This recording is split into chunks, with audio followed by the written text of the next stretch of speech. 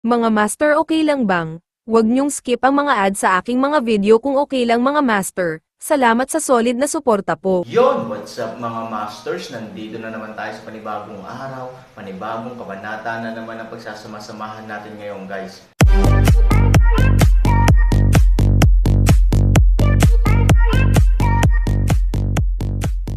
Bali mga masters, kung bago ka pa lang po sa aking YouTube channel, please click the subscribe button, lalong-lalo na po yung notification bell guys, para maging connected pa rin tayo sa isa't isa at maging updated kayo sa mga susunod ko pang video. Bali mga masters, bago natin umpisahan ng kwento ay mag-shoutout po muna tayo para sa mga solid nating tagapakinig. Shoutout Cruel Consuegra at shoutout kay De Guzman JP. Yun na nga mga masters, no? Bali hindi na ito patagalin. In 3, 2, 1, let's go! Kaagad pagkatapos, ang nasa katanghaliang gulang na lalaki ay sumulyap sa lahat ng may kumpiyansa. Sa ilalim ng labis na umaasang mga mata ng lahat, ang nasa katanghaliang gulang na lalaki ay nagsalita ng detalyado sa kanyang plano. Narinig ng lahat na, sa katunayan, ang pamamaraang ito ay hindi masyadong matalino, at kahit na ang lahat ay nagkaroon ng ganoong ideya sa talakayan ngayon. Sa makatuwid, talagang hindi nila naiintindihan kung bakit sa tingin ng lalaking may apelyidong Zuang ay magagamit ang trick na ito. Wala namang maganda dun. Kuya Zuang, hindi mo ba narinig ang pagsusuri namin ngayon? Ilang tao ang tumitingin sa akin at ako ay nakatingin sa iyo, halatang hindi nila kinikilala ang kanyang pamamaraan bilang isang bagay na mabuti. Gayunpaman, ang taong pinangalan ng Zuang ay hindi nakaramdam ng galit o panghinaan ng loob dahil sa mga bagay na ito sa oras na ito. Bahagya pa siyang ngumiti at sinabing, lahat, sa tingin ko ito ay dahil nakinig akong mabuti sa iyong pagsusuri, mas magagawa ang paraan. Nang makitang naguguluhan ang lahat, ayaw niyang magpaliwanag, lahat naman, paano na, kikilos ako ayon sa plano ko mamaya. Kung tutulungan ka ni Zuang Mo dahil sa galit, bibigyan mo ako ng masamang mukha. Kapag dumating ang panahon na gusto ni Zuang Mo kapag kumukuha ng mga larawan, huwag makipagkompetensya kay Zuang. Sa kabilang banda, kapag nabigo ito, lahat ng gastos sa pagkabigo ay sasagutin ni Zuang. How about it? Sa orihinal, nang marinig ng isang grupo ng mga tao ang naunang kahilingan, lahat sila ay nanlumo. Kung tutusin, si Han Sanchen ay nakakuha na ng maraming mga bagay. Ito ay karaniwang wala na. Ngunit pagkatapos marinig ang ikalawang kalahati ng pangungusap, sila ay ganap na hindi nakaimik. Pagkatapos ng lahat, ang taong may apelyido na Zuang ay handang magsabi ng totoo. Mahirap isipin kung gaano karaming pera ang baon niya, at sa makatuwid, ang halaga ng bulsa ay talagang walang halaga, ang grupo ng mga tao ay natural na sobrang sama ng loob. Okay, dahil sinabi na ni kapatid na Zuang, kung gayon wala na tayong masasabi. Hanggat na ipahayag ni kapatid na Zuang ang kanyang galit para sa atin, huwag mag-isang kota, ito ay dalawa. Hindi talaga ako lalaban kay Brother Zuang. Tama, kung talagang magtagumpay si Kuya Zuang, masaya na tayo. Kung may kukunan man, iyon ay pangalawa. Nang makitang sumang-ayon ang lahat sa kanyang sarili, bahagyang ngumiti si Han Sanchen, sa kasong ito, magpapasalamat si Zuang sa iyo ng maaga, ngunit hayaan mo akong magsimula sa aking mga pangit na salita, dapat mong subukan ang iyong makakaya upang makipagtulungan sa akin sa pag-arte pagkatapos ng ilang sandali, kung ito ay dahil sa iyo kung ang pagganap ay hindi maganda at humantong sa kabiguan, kung gayon ang lahat ay dapat na malulungkot. Kung gayon ang lahat ay dapat na malulungkot sa kabiguan, gawain. Okay, lahat, ang aming engranding kaganapan ay malapit ng matapos, at ang mga bagay sa ibaba ng kahon ng pagtaya ay halos wala na, ang huling sandali ay ang pinakamalaking rurok ng engranding kaganapang ito. Inaanunsyo ko na ang huling apat na sagradong bagay ay ang pinakamalaking tema ng engranding kaganapang ito. Ang apat na sagradong bagay ay opisyal na nagsimula. Pagkatapos sabihin iyon, masayang iwinagayway ni Luo Jin ang kanyang kamay, at dahan-daang itinulak pataas ang isang kahon na gawa sa kahoy. Ang kahon ay katanji tangi, ngunit hindi mo makita kung ano ang nasa loob. Gayunpaman, ang mga pagsabog ng banal na liwanag na nagniningning sa mga puwang sa kahon ay nagsasabi na sa lahat na ang tunay na napakalaking bagay ay darating. Halos hindi na kailangan pang tingnan, alam na ng lahat ang halaga nito. Lahat naman, masasabing ang unang kayamanan ay inabot sa Akin ang 100 taon na pagsisikap para makuha. Noong una, hindi ko ito planong ilabas, ngunit walang paraan. Ang tungkulin ng Yetian City ay ibigay ang pinakamagagandang bagay sa mga bisita nito, kaya, maaari ko lamang isuko ang aking pag-ibig. Lahat, tingnan muna natin. Sandali lang. Oo naman, sa sandaling ito, nagsalita si Mr. Zuang na nasa gilid. Sa sandaling lumabas ang tunog, huminto ang eksena, at maraming tao ang tumingin sa paligid. Mr. Zuang, anong problema? Naguguluhan si Luo Jin, hindi alam kung bakit siya tumayo sa oras na ito. Bahagyang ngumiti ang may apelyidong Zuang, Panginoon ng Lungsod Luo, patawarin mo si Zuang sa pagiging bastos, ngunit walang intensyon si Zuang na mangistorbo, ngunit gusto lang niyang pag-usapan ang isang bagay sa ginoong iyon. Pagkahulog ng mga salita, tumingin siya kay Han Sanchen. Bahagyang ngumiti si Han Sanchen, at dahan-daang tumayo sa mga mata ng lahat. Magalang na ngumiti si Luo Jin kay Han Sanchen, Vipgun, tingnan mo. Tumanggo lang si Han Sanchen, let's talk. Ang isang may apelyidong Zuang ay unang sumaludo, at pagkatapos na magpanggap na magalang, nakangiting sinabi niya, ang ginoong ito ay napakamapagbigay at walang pigil. Kapag siya ay nagpakita ng kanyang kilos, ito ay halos magpiesta sa ating mga mata. Hindi nagsalita si Han Sanchen, ngunit tahimik na naghintay. Matapos sabihin ang magalang na mga salitang ito, alam ni Han Sanchen na walang magandang mangyayari sa hinaharap. Sugar-coated na bala lang. Ganito, nag-offer ka ng 1-buy price. You're really very good. Napatulala ako, pero dapat alam mo rin na auction pa rin ito kung tutuusin. Dahil ito ay isang auction, dapat itong natural na sumunod sa mga patakaran nito. Mga auction lamang ang maaaring ibenta. Young Master, sa tingin mo ba? Nakangiting sabi ni Han Sanchen, ano ang ibig sabihin ng ginoong ito, sa halip na isang presyong isang pagbili, isusubasta ko ito kasama mo. I don't dare to say that I mean it, but everyone is here to participate in the auction, so everyone hopes. Hehe, anak, desenteng tao ka rin, kaya hindi dapat. Itinaas ni Han Sanchen ang kanyang kamay para pigilan siya sa pagpatuloy. Actually, hindi mo na kailangang maglagay ng mataas na sombrero sa akin, it's an fine auction, and yourselves are fine, and yourselves are fine. Anyway, my 1-buy price is mainly to avoid irritating you too much. Bagamat alam niya na ang taong may apelyidong Zuang ay tiyak na walang magandang intensyon, pinili pa rin ni Han Sanchen na ikompromiso. Ang dahilan ay napakasimple, ito ay isang auction pagkatapos ng lahat. Bukod dito, kahit na hindi mo pabayaan ang bagay na ito ngayon, ang iba ay palaging makakahanap ng iba pang mga dahilan at paraan upang guluhin ka, kaya sa halip na ito, mas mahusay na buksan ito at pumunta ka agad. Ang tinatawag na mga sundalo ay dumarating upang hamarang, ang tubig ay dumarating upang takpan. Ang distinguished guest ay talagang may kakaibang ugali.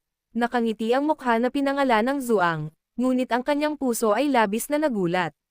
Walang ibang dahilan. Noong una, iniisip pa rin niya na kung tumanggi si Han Sanchen na sumang-ayon, kakailanganin niya ang kanyang grupo ng mga sumusuportang aktor upang tulungan siyang umarte.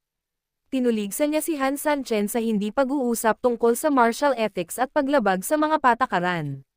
Bilang resulta, kaagad na sumang-ayon si Han Sanchen bago gumawa ng ingay ang grupong ito ng mga tao.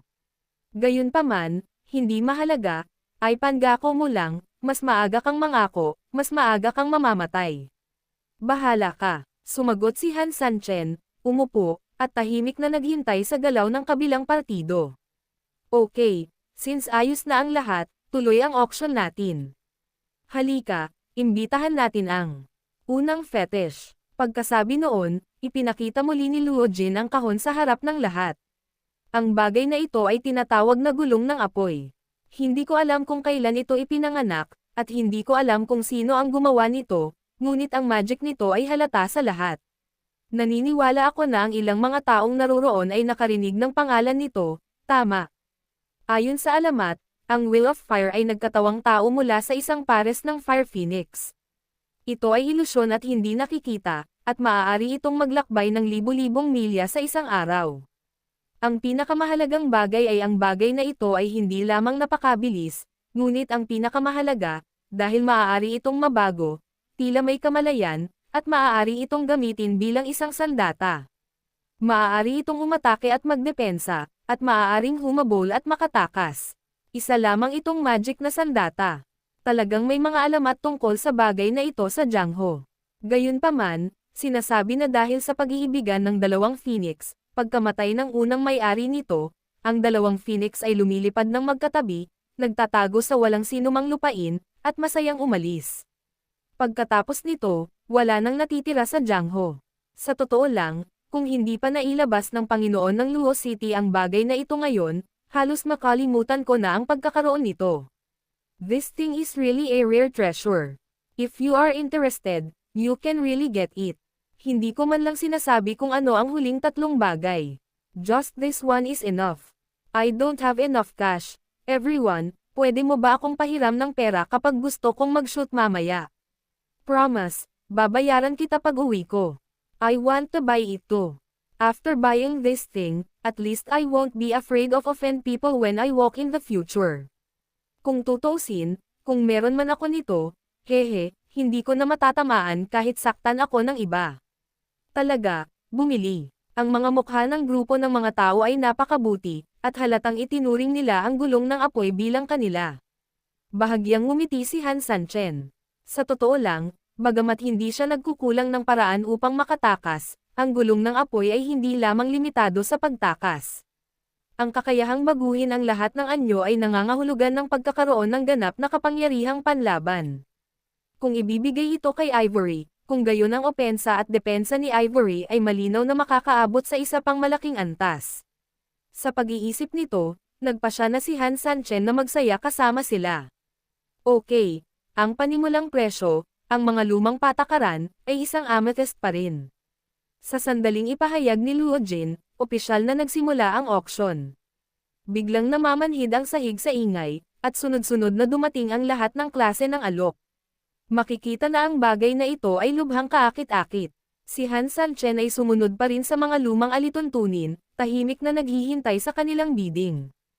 Hindi man lang gugustuhin ni Han Sanchen na gumawa ng tunog kung hindi siya sumigaw ng daan-daang milyon tungkol sa bagay na ito. Nandoon ang halaga nito, lalo na sa ganitong uri ng auction, tataas lang ang bagay na iyon at hindi bababa. Sa lalong madaling panahon, ang presyo ay talagang tumaas ng napakabaliw at mabilis, at ang bilis ay bumagal ng malaki pagkatapos masira sa 100 milyon. Binuksan ni Han Sanchen ang kanyang mga mata, tumingin sa paligid, ngunit hindi nagsalita. Mayroon pa ring humigit kumulang 100 ng mga tao na nakikipagkompetensya sa isa't isa, at hindi ito matatapos ng ilang sandali. Mukhang ang item sa pagkakataong ito ay dapat na hindi bababa sa 1 bilyon muli. Sabi ni Ivory. Masayang ngumiti si Han Sanchen, malalampasan nito ang 10 bilyon. Umiling si Ivory, bagaman ang gulong ito ng apoy ay talagang kapaki-pakinabang, kahit na narinig ko na ang pangalan nito, ngunit hindi. Ito sapat para sa 10 bilyon. Kailangan mong malaman na ang 10 bilyong amethyst ay hindi isang numero. Maswerte ka. Una ay mayroon kang kayamanan ng 4 na dragon, at pagkatapos ay mayroon kang lungsod ng ginto na ibinigay sa iyo ni Angelica. Gayunpaman, hindi ito nangangahulugan na lahat ay may ganitong uri ng swerte. Kung nais mong umasa lamang sa mga legal na paraan upang kumita ng pera, talagang hindi maraming tao ang may ganitong yaman. Ang mga salita ni Ivory ay may sariling dahilan. Ang lahi ng demonyo ay palaging isang tigang na lupain. Kung ikukumpara sa kasaganaan ng Central Plains, wala ito sa parehong antas. Dito, kapag medyo mababa ang ekonomiya ng buong sambayanan, natural na hindi sila kumikita ng higit sa Central Plains. Ang mga taong tulad ni Angelica na umaasa sa mga ilegal na paraan at sumisipsip sa buong lungsod ang maaaring magkaroon ng napakalaking kayamanan, at ito ay palaging napakahirap para sa mga tagalabas. Huwag kang mag-alala, may nag-low profile at hindi gumagawa ng ingay. Ngayong lumabas na ang malalaking isda, siguradong gagawa ito ng aksyon. Sa karagdagan, ang ilang mga tao ay talagang hindi nais na magkaroon ako ng ganoong kadaling buhay, 10 bilyon, ito ay napakadali. Nang matapos magsalita si Han Sanchen, may biglang tumayo, 1.7 bilyon. Hinanap ni Han Sanchen ang tunog, At ang taong tumawag para sa presyo ay talagang isang negosyante na hindi pa siya nakitang gumawa ng tunog noon. 1.8 bilyon. Tumayo ang isa pang estranghero. Pagkatapos, ang pangatlo, at ang ikaapat. Ito ang mga tunay na mayamang Panginoon, pero walang ibang gumawa ng ingay kanina. Ito ay napakasimple, mas mayaman ang mga tao, mas naiintindihan nila ang kahalagahan ng pagpapanatiling mababang profile. Sa makatuwid, kung wala kang nakikitang koneho, paano ka magiging isang lawin? 3,000, marami talagang bagong mukha ang biglang lalabas para magbid. Sabi ni Ivory, ang mga sumisigaw sa harap ko ay puro maliliit na hipon, at tiyak na lahat sila ay maliliit na hipon na kapag kinukunan ko ng litrato, umiiyak at umaangal na parang patay na mga magulang. Pagkatapos magsalita ni Han Sanchen, itinoon niya ang kanyang mga mata sa taong may apelyidong Zuang, at ang kanyang mga mata ay naging makabuluhan ng ilang sandali. 2 bilyon. 2 bilyon 1 bilyon. Sa pakikinig sa kanilang mga bid, mabilis na tumatakbo ang isip ni Han Sanchen. Alam niya na ang taong pinangalan ng Zuang ay dapat na kumilos.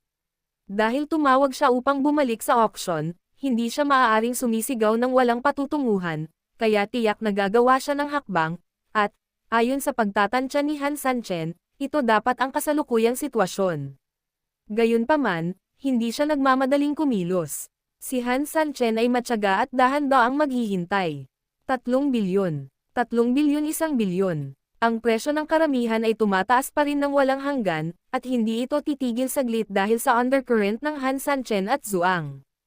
40. 47. 5 mo. 52. Palakas ng palakas ang sigaw ng isang grupo ng mga tao. Ngunit sa ika-52, sa wakas ay nagsimulang tumahimik ang lahat. Malinaw, ang presyo ay sapat na mataas. Sa oras na ito, ang apelyidong Zuang ay halatang tumingin din kay Han Sanchen, na nagkataong nakasalubong ang apat na mata ni Han Sanchen.